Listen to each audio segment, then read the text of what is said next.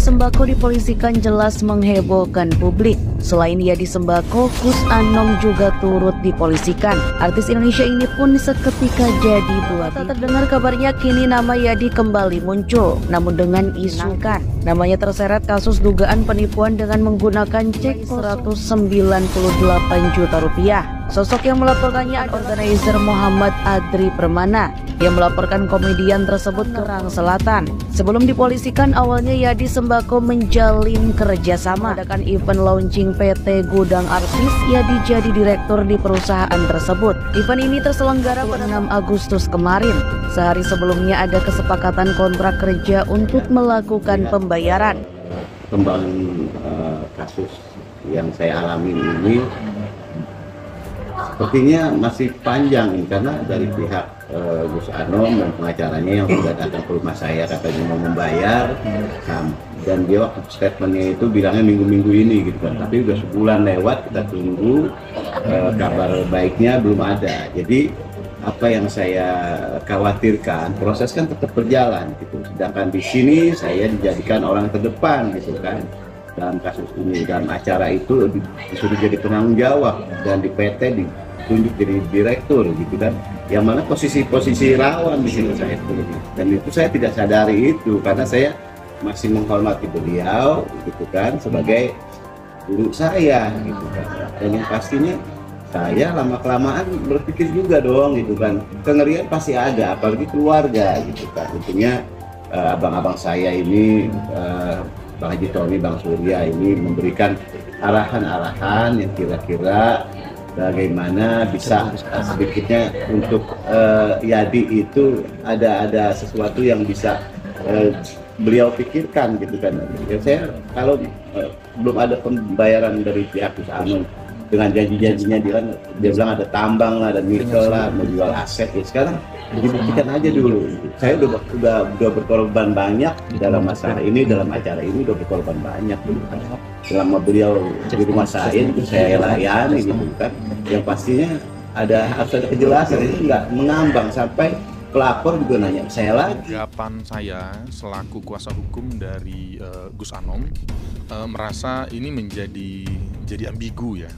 Kenapa? Karena sebelumnya saya mewakili klien kami sudah melakukan silaturahmi langsung ke rumahnya Bang Yadi Sembako.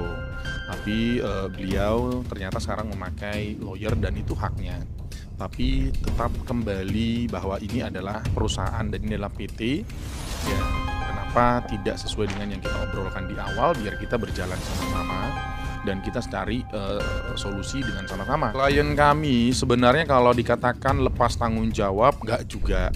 Kenapa? Dengan segala upaya saya mewakili beliau untuk melakukan silaturahmi, untuk melakukan pengecekan juga untuk aset yang dipunya, melakukan pemasaran juga, bahkan meng-cross check kembali legalitas untuk asetnya, yang mana juga ada tanggung jawab mengenai pembayaran iuran lainnya. Karena yang saya pegang itu adalah 2 unit apartemen.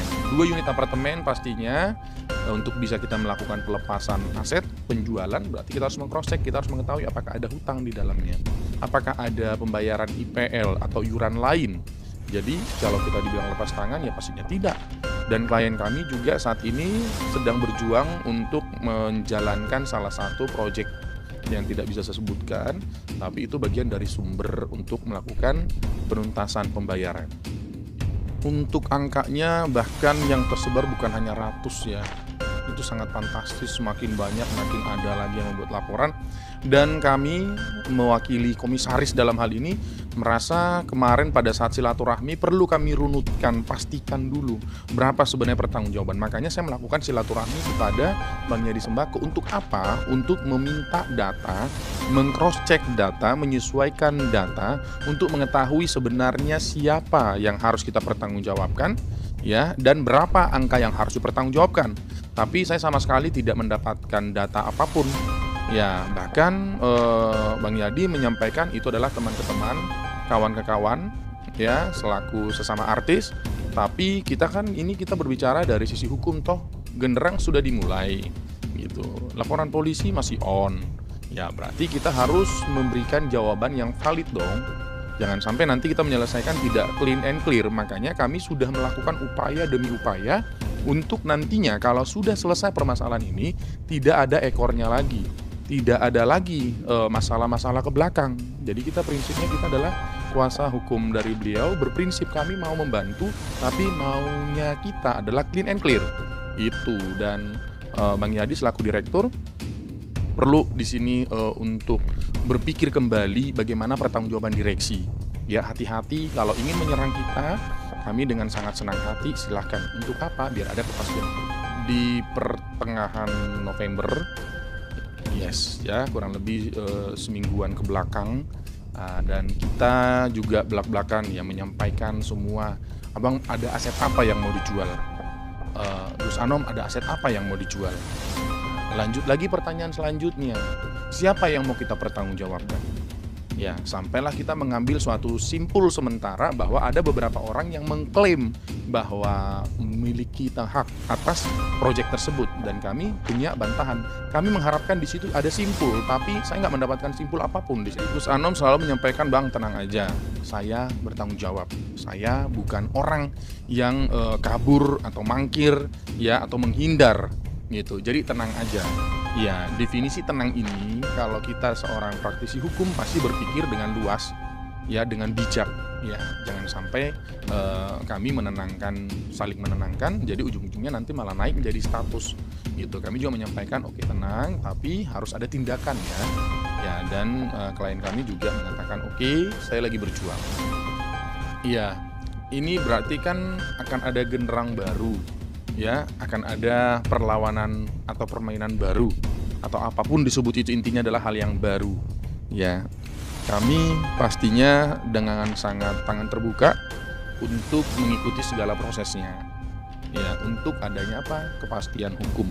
Kalaupun seorang komisaris diserang oleh direktur serang balik, ya monggo. Nanti kami akan memberikan jawabannya dengan jawaban yang berdasar, berargumentasinya pun tidak antar personal tapi antar perusahaan. Ini adalah company, ini adalah PT loh. Gitu. Kita akan berangkat dari situ. Ya, ini sekedar informasi. Hari ini saya juga dihubungi untuk kuasa hukum Bang Yadi Sembako. Saya nggak tahu tujuannya apa, tapi saya mengapresiasi kalau memang ada niat silaturahmi. Saya juga dihubungi oleh saling menghubungi lah untuk lawyernya pelapor, ya, dan juga pelapor sendiri saya komunikasi dengan baik.